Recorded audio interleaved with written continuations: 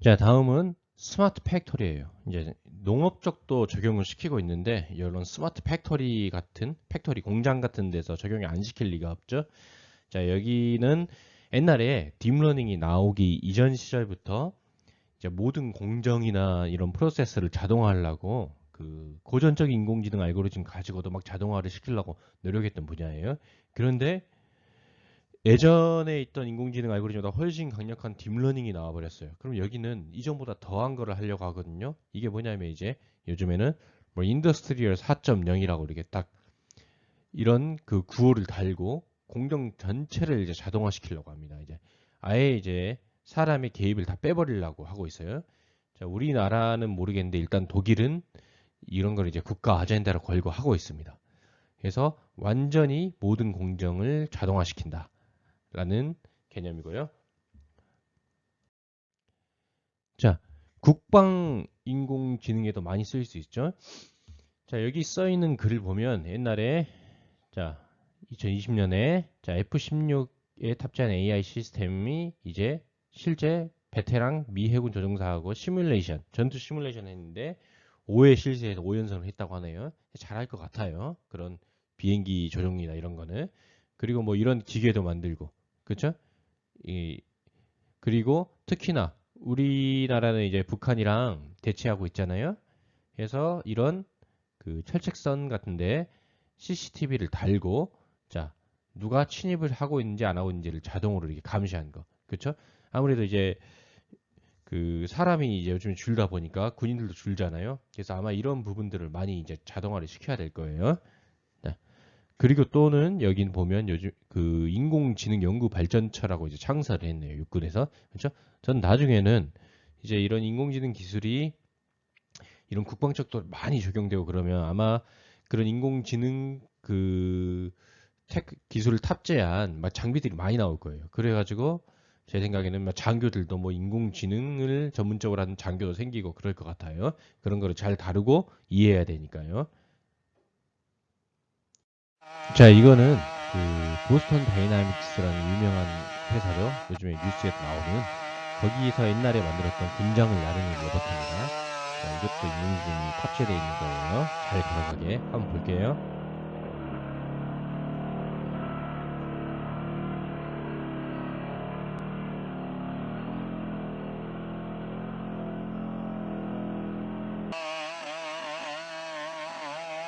자, 이렇게 잘 안 넘어지게 그죠? 여기 센서가 몇 개가 달려 있을 거고 얘네들이 이제 그 상황을 파악해가지고 인식을 하는 거죠. 뭐 예를 들어서 일로 치우치려고 하면 뭐 이 다리, 이 다리, 이 다리를 뭐 몇 도로 꺾고 이렇게 벌리고 해라 막 이런 것들이 학습이 된 거예요. 자, 정말 안 넘어지죠?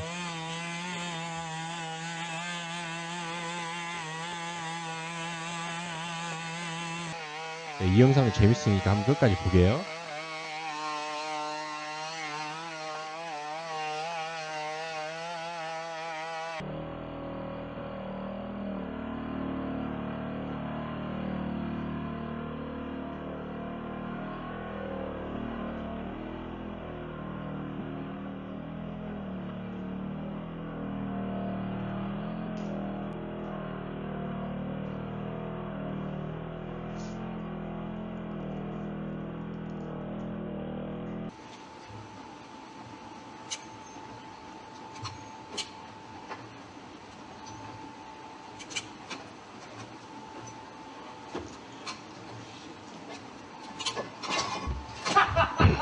자, 넘어갈게요, 이제.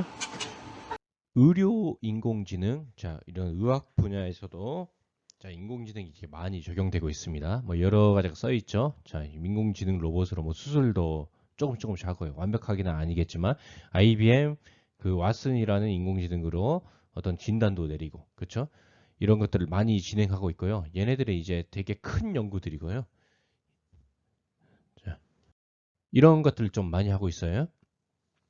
자, 인공지능을 활용해 가지고 이제 영상을 자동으로 뭐 진단하는 그런 연구들은 정말 많이 진행되고 있습니다. 자, 그 영상 같은 의료 영상 같은 경우는 되게 이제 의사 선생님들이 되게 그 분석을 해야 되잖아요. 근데 이게 되게 중요한 거거든요. 이 의료 영상을 얼마나 잘 분석하냐에 따라서 그 의사들의 실력을 또 서로 막 이렇게 비교도 하고 그러더라고요. 그래서 이런 분야에 되게 많이 적용되고 있고요. 자, 이런 거 같은 경우는 이제 예를 들어서 이렇게 사람의 그 흉부 그 영상 같은데 이제 여기에 이상이 있는 부분을 인공지능이 자동으로 이렇게 찝어내는 거예요. 그렇죠? 이거 이 오른쪽에 있는 애들은 이제 아무래도 뇌 종양 그런 건데 여기 뇌 종양의 부위를 찾아내서 인공지능이 자동으로 이렇게 뇌 종양 부위를 이렇게 세그멘테이션 분할을 시켜주는 그런 애들이네요. 그렇죠? 그래서 이런 의료 영상 분야에 특히 많이 적용되고 있고요.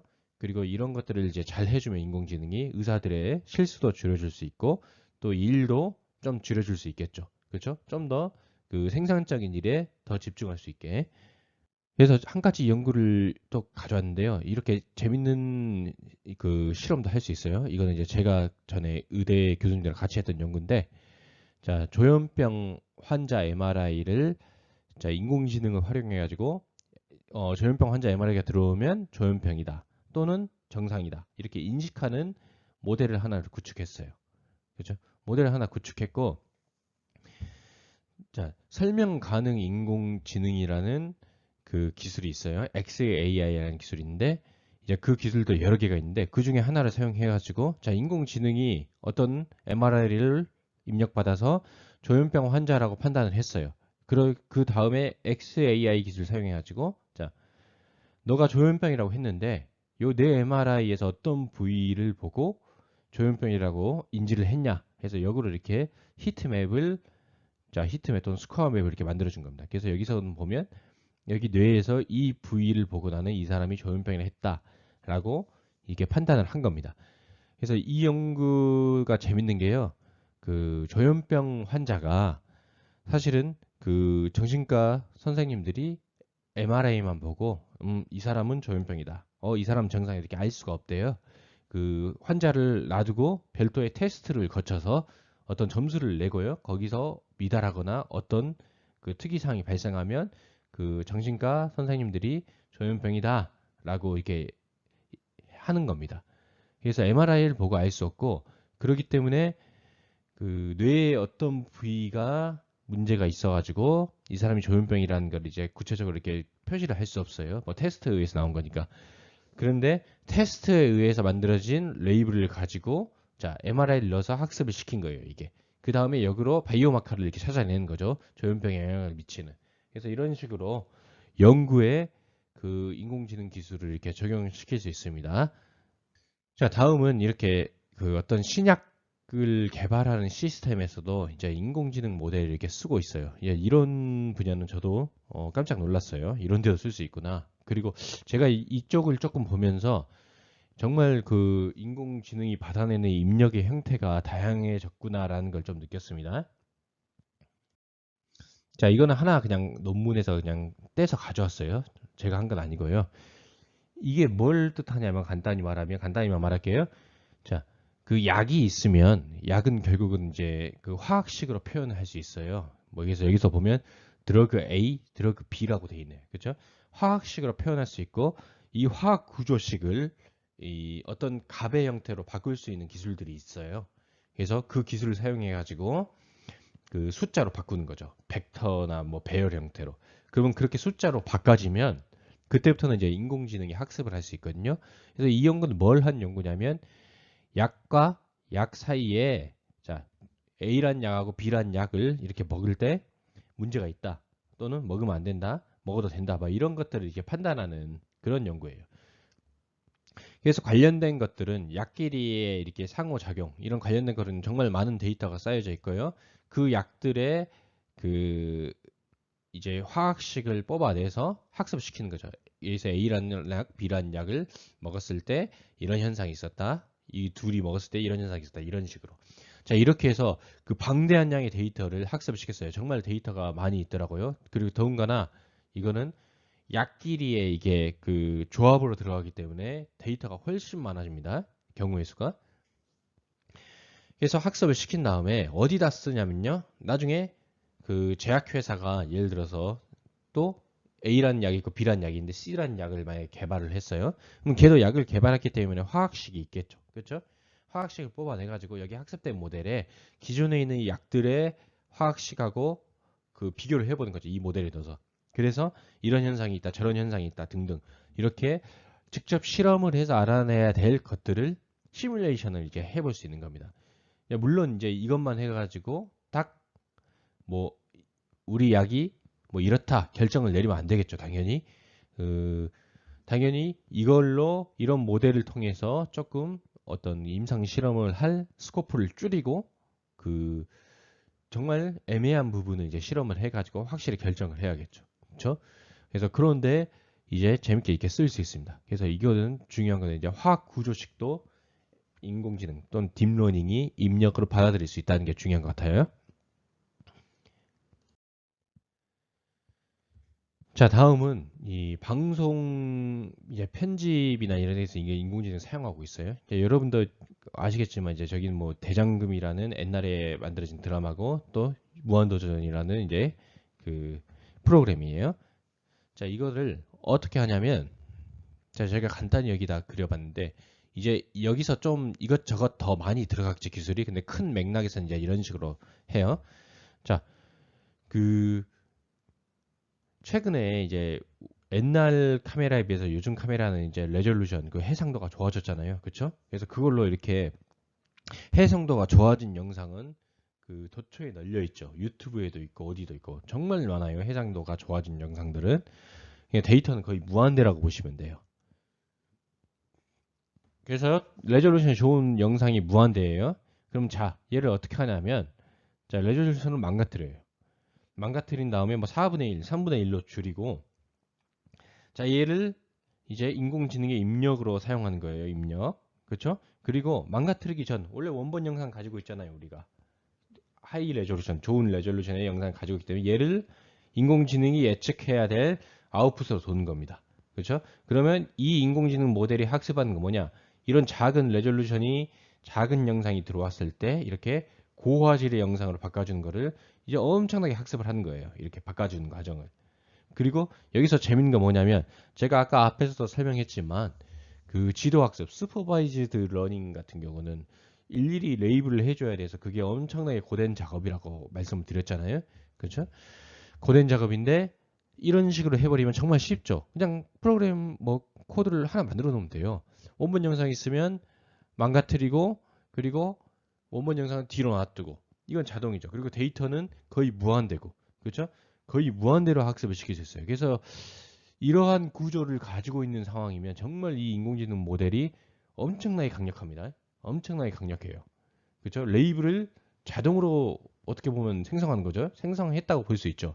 그렇죠? 자기 자신이 레이블이니까. 그리고 줄어든 영상이 입력. 자, 거의 무한대로 학습을 시켰어요. 그래서 아마도 이런 저화질의 영상을 고화질로 바꾸는 그런 모델들은 굉장히 강력해요. 생각보다. 자, 그래서 모든 그 연구를 할 때 이런 상황이 닥치면 정말 행복하죠. 자, 아까 설명했던 거와 마찬가지로 이런 것도 할 수 있어요. 자, 흑백 영상을 좀 칼라로 바꿔주는 거. 그렇죠? 요즘에 이제 카메라로 찍으면 전부 다 칼라 영상이잖아요. 근데 이제 그거를 분석해 보면 레드, 그린, 블루, RGB 채널로 돼 있어요. RGB가 합쳐져 가지고 이런 칼라 영상이 되는 겁니다. 자, 그리고 그 RGB 영상을 레드, 그린, 블루 영상을 이 흑백으로 전환하는 알고리즘은 있어요. 셋이 더해가지고 3으로 나누면 되거든요. 그냥 값을. 그렇죠? 평균 내면 돼요. 나눠가지고. 그러면 흑백으로 바뀌거든요. 아, 그러면 우리는 지금 칼라 영상은 무한대로 있고. 그렇죠? 칼라 영상은 여기 도초에 널려 있어요. 그리고 그 칼라 영상을 흑백으로 바꾸는 거는 문제가 없어요. 그 알고리즘을 통해서 바꿔버리면 되니까 자동으로. 그렇죠? 얘도 아까랑 똑같은 상황이에요. 그래서 이런 흑백 영상이 입력이 되고 원래 있던 칼라 영상이 아웃풋이 되는 거죠. 그래서 이렇게 엄청나게 학습을 시키는 거예요. 그래서 학습을 시켜가지고 모델을 놔두고 그 칼라 영상이 없던 시절에 찍힌 이런 사진들을 가져와서 그 모델에다 집어넣으면 얘는 그걸 보고 칼라로 바꿔버린 거죠. 규칙을. 칼라로 바꾼 규칙을 이미 학습했기 때문에. 그래서 칼라로 이렇게 바꿔줬어요. 그죠? 이게서 보면 뭐 옛날 사진인데 이제 칼라로 이렇게 바꿔주는 거예요. 그래서 자, 다음은 이제 인공지능을 활용해 가지고 막 그림도 그리고 막 소설도 창작하고 등 예술 쪽에 이제 쓰이는 이제 인공지능이에요. 근데 제가 예전에는 이것도 설명을 하면서 진짜 불과 1, 2년 전에 2년 전 정도죠. 그때는 이걸 설명하면서 야, 인공지능이 이 분야는 만만치 않을 거다 하고 계속 그런 얘기를 하면서 강의를 했거든요. 근데 이거 지금 요즘에 그림 그리는 이제 AI들이 나왔잖아요. 그렇죠? 그래서 그런 걸 보면서 느낀 게, 이것도 가능하겠구나라는 이제 생각이 들더라고요. 제가 인공지능을 전공했지만 그 정도까지 할 수 있을지는 생각을 못 했어요. 그렇지만 이제 이것도 이 분야도 나름 이제 인공지능이 어느 정도 수준까지는 이렇게 해줄 수 있는 것 같아요. 자, 그래도 이 창작 소설은 또 이게 바뀔 수도 있겠지만 그림 그리는 건 제가 인공지능이 사람한테 안 될 거라고 생각했는데 그래서 창작 소설은 쉽지 않을 것 같아요. 얘는 정말 쉽지 않을 것 같아요. 자, 다음은 이제 이런 아나운서, AI 아나운서도 있어요. 어떻게 보면 이 말까지 생성하는 건 아닌 것 같고요.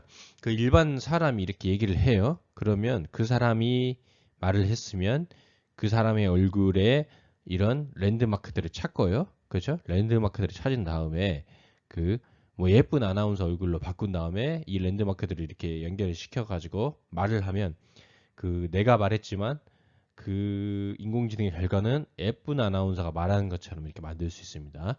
그래서 이런 인공지능 아나운서도 얼마든지 할 수 있고요. 나중에는 이제 인공지능 모델도 지금 나오고 있죠. 그 예쁜 이제 모델을 섭외하기가 어려울 때 돈 주고 인공지능 모델을 사고 우리 상품을 광고하는 거죠. 그럴 수도 있겠죠. 얼마든지. 그렇죠? 그래서 그런 분야도 인공지능이 적용이 되고 있습니다. 한번 볼게요. 이건 이제 AI 아나운서예요. 영상 한번 봅시다. 시청자 여러분 안녕하십니까? 머니브레인의 인공지능 뉴스 앵커 안지혜입니다. 저는 실제 사람이 아니고요.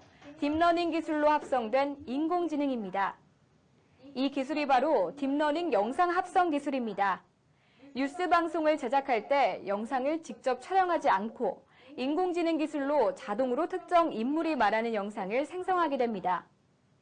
여기에 사용된 기술이 딥러닝으로 사람이 말하는 것과 똑같이 말하는 영상을 합성해낼 수 있습니다.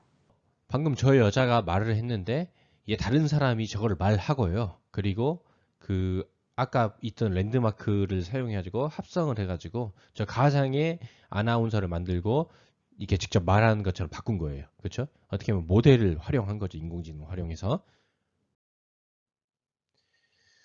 자, 다음은 주식 및 이제 금융인공지능 분야에서도 이제 이렇게 인공지능이 쓰이고 있어요.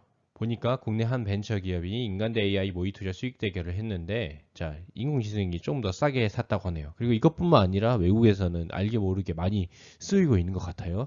특히 여기 보면 여기 모니터가 8개나 있어요. 그렇죠? 제가 이제 컴퓨터공학과 교수고 코딩을 많이 하는데 저도 3개 정도 쓰거든요. 3개 정도 쓰는데 이렇게 8개나 있는 거 보니까 이 사람은 정말 한순간에 많은 정보를 받아들여가지고 빠르게 뭔가 판단해야 되는 일 같아요. 제가 볼 때는 그런 일 같은데 이제 이런 순간적으로 많은 데이터를 받아들여가지고 거기서 어떤 규칙을 찾아내서 빨리 뭔가를 결정하는 그런 문제는 이제 인공지능이 훨씬 잘할 수 있겠죠. 그렇죠? 훨씬 잘할 수 있기 때문에 제 생각인데 아주 큰 투자 아니고 그 작은 투자 반복적으로 어떤 규칙에 의해서 해야 될 투자 같은 경우는 이제 이런 인공지능 기술들을 사용해가지고 빠르게 하는 게 훨씬 나을지도 모르겠다는 생각이 들어요. 자, 인공지능 판사. 자, 이런 판사, 뭐 변호사 이런 데도 적용시킬 수 있습니다. 얘네들도 마찬가지로 판례나 이런 것들을 큰 빅데이터 안에서 어떤 유미한 규칙을 찾아내는 일이라고 제가 생각이 들거든요. 그렇기 때문에 여기서도 데이터를 이렇게 합리적으로 잘 쌓아가지고 좋은 모델을 만든다면 얼마든지 이제 좋은 그 판결을 내릴 수도 있겠죠. 자, 여기 보면 이그젠플이 몇 개 있네요. 에스토니아 같은 경우는 자, 그 아주 그 간단한 판례 소액 재판 같은 경우는 AI에 맡겼다고 하네요. 한번. 그리고 최근에 뭐 런던 셔필드 대 펜실베니아 대 공동 연구팀이 자, 인공지능 판사에게 유럽인권 협약 3조 그리고 공정한 재판 가질 권리 6조, 8조 등등을 이제 학습을 시켰고, 자, 판례를 학습시켰고 한번 해보니까 실제로 성능을 테스트 해보니까 자, 정확도가 한 79%에 도달이 돼요. 79% 정도면 얘한테 다 맡기는 건 안 되겠지만 참고는 할 수 있겠죠. 그쵸? 자, 이렇게 할 수 있고요. 뭐 이렇게 그림으로 보면 뭐 우리나라에서도 뭐 알파로 경진대 이런 것도 있었네요. 자, 아까 그 인공지능 그 판사 만든 연구팀이 아직은 인공지능이 법적인 해석이 미묘한 뉘앙스까지 이해하기 어렵다고 하네요. 그렇죠? 그럴 것 같아요. 제가 봐도.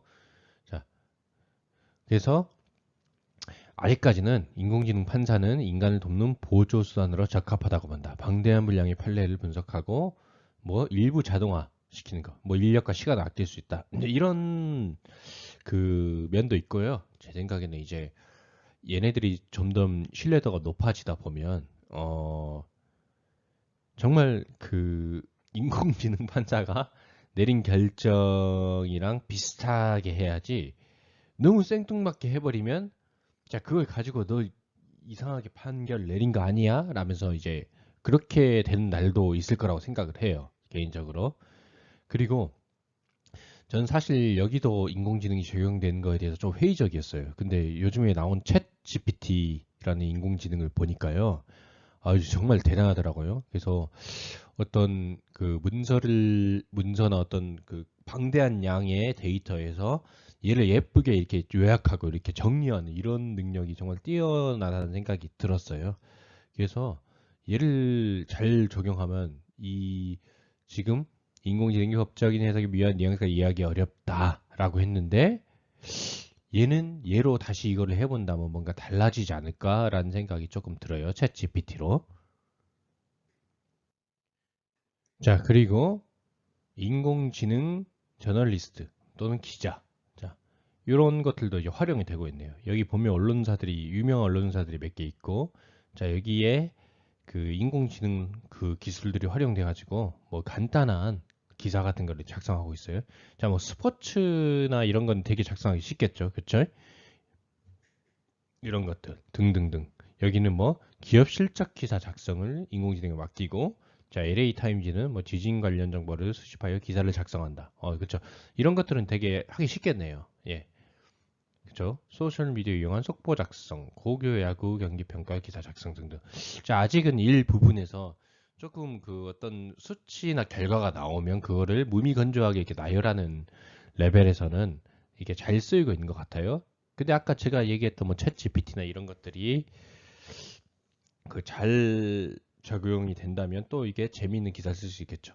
뭐 어떤 사안에 대해서 긍정적인 면, 부정적인 면, 기사를 두 개를 쓸 수도 있겠죠. 그런 식으로.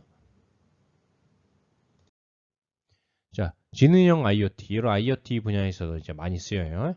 자, 그래서 보통 이 IoT가 있고 AI가 적용되면 AIoT라고 부르고. 그러니까 이 IoT라는 게 결국은 이제 그 빅데이터랑 우리 이런 그 사람 하나하나가 다 연결돼 가지고 데이터가 그 실시간으로 계속 쌓이는 거죠. 그렇죠? 그래서 그렇게 많은 데이터가 모여 있으면 인공지능을 잘 활용해 가지고 자, 그냥 그 무작정 큰 데이터를 저장만 하는 게 아니라 이 데이터로부터 유의미한 어떤 결과를 이끌어내 가지고 그걸 활용하자라는 게 이제 AIoT예요. 그래서 지능 IoT를 실현시키기 위해 핵심 기술로 이제 뭐 클라우드, 빅데이터, 인공지능 등이 부각되고 있다고 하네요. 자, 인공지능이 이제 교육 분야에도 이렇게 적용이 되고 있어요. 자, 뭐 2030년에는 이제 뭐 교육 기업 중 뭐 하나가 뭐 최대 기업이 돼 있을 거다. 미래의 아버지라 불리는 뭐 프레이 소장은 앞으로 14년 후에 학생들이 인공지능이 접목된 교사를 통해서 교육받을 것이다. 자, 우리나라에서도 뭐 요즘에 보면 교육부 장관이 뭐 그런 걸 하려고 하고 있죠. 그 인공지능 뭐 튜터를 도입해가지고 교육시키겠다. 그러니까 한마디로 보면 인공지능을 통해서 맞춤형 교육을 시키겠다는 거예요. 지금처럼 선생님이 앞에 딱 나와 있고 그 진도 쭉 간 게 아니라 자 학생들이 앞에 이제 뭐 PC든 태블릿은 가지고 있으면서 그 문제도 풀고 공부를 하면서 인공지능이 자 그 학생의 그 상태 수준을 파악해가지고 뭐 부족한 지식을 뭐 이렇게 제시해 준다든지 가르쳐 준다든지 또는 그 관련된 문제를 이렇게 내준다든지 이런 식으로 그죠? 학생마다 이렇게 정밀하게 교육을 시키려고 이런 AI 교육이 이제 활용되기 시작할 거라는 이제 이야기입니다. 자, 우리가 이제 인공지능에 관해 가지고 쭉 이렇게 봐봤는데요. 자, 여기 보면 이제 인공지능과 이제 일자리 문제라고 돼 있어요. 여러분도 보면 알다시피 그 점점 인공지능이 위협적으로 좀 변하고 있는 건 사실인 것 같아요. 저도 뭐 예술 쪽이나 아니면 챗 GPT 같이 어떤 우리 보통 4년제 대학 나와가지고 하는 일들이 사무직으로 하는 일들이 큰 데이터에서 더 유의미한 보고서를 만들어낸다든지 뭔가를 추출해낸다든지 그리고 결정을 한다든지 이런 것들을 많이 했는데 이제 이러한 작업들을 인공지능이 이제 하기 시작한 것 같아요. 저는 저거까지는 못할 줄 알았어요, 사실은. 못할 줄 알았는데 점점 하기 시작해요. 그래가지고 이제 여기 있는 내용은 제가 쓴 말은 아닌데 뭐 좀 무섭게 써 있어요. 막 뭐 이게 흐름 바꿀 수도 없고 너 막을 수도 없다. 뭐 주어진 일을 비판 없이 열심히 하면 이제 인공지능이 대처할 것이다. 그렇죠? 자, 인공지능 잘 활용하면 자 경쟁에서 앞서 나갈 수 있다. 뭐 자, 인간은 산업혁명에서 근육의 한계를 극복했다. 맞죠? 2차 산업혁명 때 기계 같은 걸 도입해가지고 그 노동자들의 근육을 대처했죠. 자동 생산하고. 근데 그때도 이제 난리가 났었죠. 그 노동자들이 우리 일자리 뺏는다고 하면서 막 기계도 부시고 막 항의도 하고 그랬는데 이제는 노동이 아니라 저 인간의 두뇌의 한계를 뛰어넘는다라고 써 있는데 뭐 좀 오버한 것 같고 두뇌의 한계를 뛰어넘는 게 아니라 자 일정 수준 이하의 지식을 요하는 일들이 인공지능으로 대처된다라고 생각을 하시면 될 것 같아요. 그렇죠? 아직 인간의 두뇌의 한계를 뭐 뛰어넘는다는 말을 함부로 쓰면 안 되겠죠? 아까도 첫 슬라이드에 나왔던 것도 아직 강인공지능은 구현이 안 되잖아요. 그렇죠? 그래서 일자리 보고서도 여기저기서 만든 보고서에도 이제 막 암울한 정황이 많아요. 이것 때문에 일자리가 줄어들고 뭐 단순 직업들은 없어지고 막 그래요. 근데 그럴 때 완전히 없어지는 건 아니고 제 생각에는 10명 뽑을 거 한 2명 뽑고 자 8명 분을 인공지능에 시키고 그 2명이 뽑은 2명이 이제 인공지능이 못하는 것들을 조금 서포팅 해주는 정도로 이런 식으로 바뀔 것 같아요. 제가 봐도. 전화 교환원, 주차요원 등 직업도 사라지면서 이게 전화 교환원은 저도 본 적 없는데 자 이거 옛날 분이 쓴 것 같아요. 이미 사라져 있는 거를 사라질 가능성을 써놨네. 그렇죠?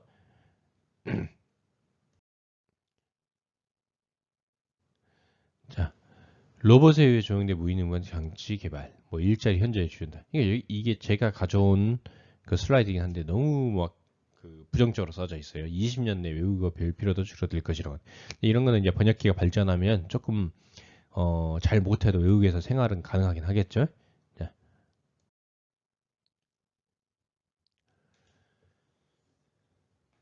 그래서 이제 인공지능 로봇들로 인해서 이제 점점 자 우리 일자리를 뺏는다. 뭐 이제 그런 내용이에요. 인공지능 관련된 지식이 익혀서 잘 대응할 것, 그렇죠? 이런 것들. 그래서 뭐 앞에서 계속 부정적인 얘기했는데 그럼 어떻게 해야 되냐? 자, 그럼 어떻게 해야 되냐에 대해서 나오는데 뭐 여기 써 있네. 인공지능 시대의 수요가 증가하고 있는 인기 직업 분야라고 해서 세 개가 써 있네요. 자, 인공지능, 지능 로봇 관련 인공지능 기술자. 자, 우리가 이제 컴퓨터 공학과니까 우리는 얘네들한테 일자리를 뺏기는 직군이 아니라 얘네들을 만들어서 발전시켜가지고 그 다른 분들의 일자리를 뺏는 역할이죠. 자, 이제 로봇 인공지능 기술 소프트웨어 기술자라고 보시면 되고, 자 데이터를 전문적으로 분석하고 뭐 다루는 데이터 과학자, 그렇죠? 데이터 과학자도 인공지능 기술자라고 소프트웨어 기술자라고 보시면 돼요. 자, 결국 데이터도 값이고 그 데이터 값을 받아서 인공지능 모델을 만들어서 어떤 추정을 하는 거기 때문에 자 저는 이거 세 번째가 제일 중요하다고 생각하는데 기존 학문과 인공지능 기술을 융합하는 사람, 그렇죠? 그러니까 우리 컴퓨터공학과 소프트웨어만 국한되어 있지 않고 우리가 인공지능 기술을 만들고 할 수는 있지만 자, 대부분의 이제 인공지능을 기술을 적용시키는 분야는 다른 분야들이에요. 예를 들어서 화학 분야, 뭐 의료 분야 등등등 많죠, 되게. 아까도 제가 쭉 나열했는데 그 다른 전공, 다른 분야의 그것들이 되게 많잖아요. 그렇죠? 그렇기 때문에 사실은 소프트웨어 인공지능을 만드는 기술자들이 그 학문에 대해서 조금 이해도 해야 돼요. 아니면 반대로 그 학문에 그 주 전공을 놔두고 그 인공지능 기술을 배워가지고 이렇게 융합할 수 있는 사람이 필요할 거예요. 이해되시죠? 그러니까 이런 식이에요. 나는 인공지능 AI 기술자다. 라고만 말하면 이제 무미건조한 시대가 올 수도 있어요. 나는 그 인공지능 소프트웨어를 하는데 스마트팜 쪽으로 해. 나는 이제 농업 인공지능 쪽으로 전문가야. 농업에 관련된 어떤 그 기술들도 어느 정도 알고 있고 소프트웨어 기술도 다 다룰 수 있어. 아, 난 농업 플러스 소프트웨어 AI 기술자 또는 의료 플러스 소프트웨어 AI 기술자 뭐 화학 플러스 소프트웨어 AI 기술자 이런 식으로 융합할 수 있는 사람이 전문화 될 거예요. 결국은 처음에는 안 그렇지만 나중에 수요가 커지면 커질수록 뭐든지 전문화됩니다.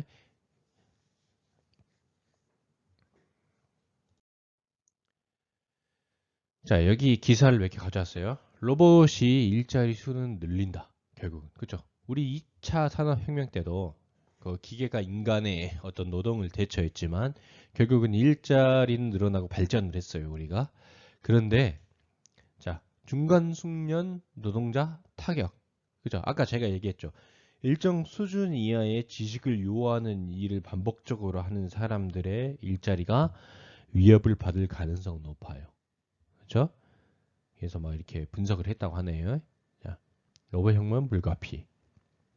발전해서 뭐 수용하고 어떻게 극대화할 수 있는가.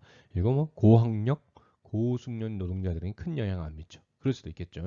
인공지능 또는 소프트웨어를 직접 만지는 기술자들 있죠. 그렇죠? 우리 어떻게 보면 우리 컴퓨터 공학에서 하는 일들이 그 고학력, 고숙련이에요. 단순한 일이 아니잖아요. 어려워요. 그 여러분이 우리 컴퓨터 공학과로 왔지만 공부를 해보면 다른 분야에 비해서 어렵긴 해요. 그만큼 근데 이제 뿌듯하기도 합니다. 잘하면. 그래서 이제 결국은 뭐 이렇게 저렇게 뭐 소프트웨어 인공지능 기술이 많이 적용이 돼서 이제 일자리도 가져가고 뭐 발전도 하고 그럴 거다 이렇게 했는데 자 결국은 뭐 이런 그 주장도 있죠. 로봇에 그러면 세금을 좀 부여해야 되는 거 아니냐. 그래서 뭐 마이크로소프트의 빌 게이츠가 로봇에 세금 먹여야 된다. 그렇죠? 왜냐하면 인공지능 기술, 소프트웨어 기술 이 특성상 사람을 많이 고용한 형태가 아니라 어떤 노동자를 줄이는 형태로 발전을 하고 있잖아요. 계속. 그렇죠? 노동자를 발전하고 있어가지고 결국은 그렇게 해서 사람 대신 로봇으로 다 대체돼 버리면 사람이 결국 없어지면 인공지능도 사라지게 되죠.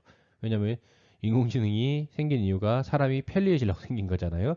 그렇기 때문에 이렇게 제 생각에는 로봇 인공지능에 세를 부여하고 그리고 그 걷어진 세금으로 일반 사람들한테는 이제 그 더 인공지능이 할 수 없는 영역의 일들을 교육을 더 시켜야 돼요. 그렇죠? 그래서 자꾸 막 요즘에 보면 막 대학교 필요 없다 뭐 이렇게 얘기하는데 그건 완전히 반대된 말이에요. 지금 오히려 이런 인공지능 때문에 고등학교 아래에 배우는 그런 단순한 일들이 사라질 거기 때문에 고등교육이 더 활성화돼서 거기서 인공지능이 쉽게 넘볼 수 없는 조금 어려운 걸 하셔야 돼요. 그렇죠? 그렇게 돼야 됩니다. 그렇기 때문에 그 대학을 나와서 이런 좋은 기술을 익혀놔야 되는 거죠. 자, 이거는 마지막 슬라이드는 뭐 데이터 과학자, 소프트웨어 개발자라는 제목을 붙였고 제가 구글에서 IT 개발자라고 친 다음에 그 앞에 있는 그 기사들을 쫙 이렇게 긁어가지고 가져온 거예요. 자, 보면 알다시피 뭐 그 돈을 많이 뭐 주겠다, 인재 모시기 중에 문과도 뭐 IT 개발자를 꿈꾼다, 뭐 올해만 1만 명 부족, 뺏기면 죽는 개발자 대리나 뭐 A인감 천장 부지 등등 이렇게 있어요. 자, 그래서 이제 소프트웨어를 이제 공부를 하면 제가 하나 얘기할 수 있는 거는 절대 이제 굶어 죽지는 않아요. 굶어 죽지는 않고 그 일자리에 들어간 거는 다른 전공에 비해서 좀 쉽게 갈 수 있어요. 이제 대신 조금 그 일이 초반에 힘들고 그래요. 힘들고 또는 이제 그 뒤로 갈수록 그 빨리 이제 젊은 사람으로 대처되고 뭐 이제 그런 것들이 있긴 해요. 있었는데 또 요즘에는 보니까 좀 나이 들어서도 이제 오래 하더라고요. 문화가 좀 바뀌었는가? 아무튼 지금 상황은 이래요. 그리고 알다시피 국가도 이제 IT나 소프트웨어 쪽 인력을 많이 이제 육성을 하려고 하고도 있고요. 자, 그리고 이제 이게 제가 가져온 게 이제 2021년 뭐 3월 달 정도에 이렇게 가져왔는데 또 요즘엔 보면 이제 코로나가 끝났다고 뭐 IT 쪽이 또 불황이 올 거다 어쩌다 이러는데 그런 사인 커브, 코사인 커브 내려갔다 올라갔다 하는 건 항상 있어요. 항상 있지만 제 생각에는 그래요. 이 소프트웨어 분야는 장기적으로 이제 우상향할 수밖에 없다고 생각을 합니다. 그렇죠? 왜냐하면 거의 모든 분야에서 이제 소프트웨어로 많이 대처가 되잖아요. 뭐 한 가지 예만 들면 이제 금융권에서도 원래는 소프트웨어 인력을 안 뽑았는데 이제 뽑잖아요. 막 이렇게. 그렇죠? 그리고 원래 있던 인력도 명예퇴직을 시킨다든지 아니면 재교육을 시켜서 뭐 한다든지. 그 제가 봤던 원광대에서도 보면 저런 그 이제 우리 소프트웨어 컴퓨터공학과 쪽은 아니고 저기 경영학과 쪽인데 이제 취업을 하기 위해서 소프트웨어를 단기적으로 교육을 받아가지고 경영학 지식과 플러스 소프트웨어 코딩 능력을 이렇게 해가지고 금융권으로 취업도 하고 그런 친구들도 꽤 있더라고요. 자, 그 정도예요. 그런 식으로 되기 때문에 그 우리 분야의 전공을 잘 그 습득을 하면 자 대우는 얼마인지 받을 수 있다. 그리고 예전에 비해서 훨씬 나아졌어요. 근데 이제 뭐 이렇게 여기만 보면 야막 장밋빛 미래가 이렇게 쫙 펼쳐진 것 같은데 그만큼 우리 전공이 어려워요. 그죠? 이게 프로그래밍 랭귀지거든요. 랭귀지라는 게 언어예요. 그래서 랭귀지이기 때문에 여러분이 뭐 일본어, 영어 등등도 있는데 얘네들은 어떻게 보면 사람이 쓰는 랭귀지인데 이건 컴퓨터 랭귀지라서 더 생소할 거예요. 더 생소할 거예요.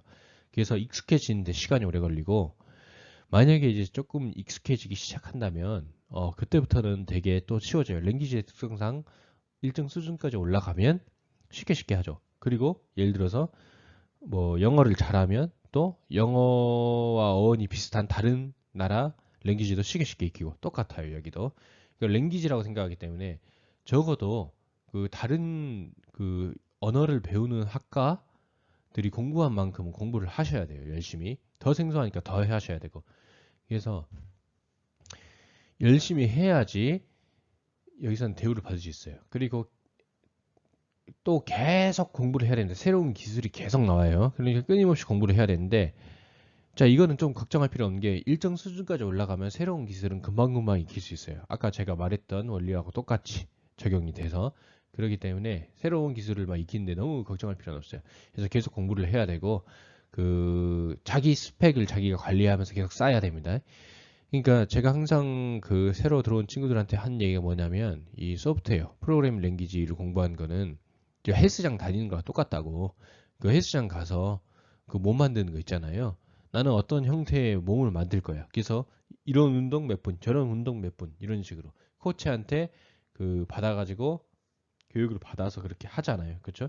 그러니까 헬스장 가면 그 코치, 트레이너가 있죠. 그러면 학교로 보면 이제 그 교수들이라고 보시면 돼요. 교수들이 어떤 그 운동하는 법이나 이런 걸 가르쳐 줄 수는 있지만 운동을 대신 해줄 수는 없잖아요. 그렇죠?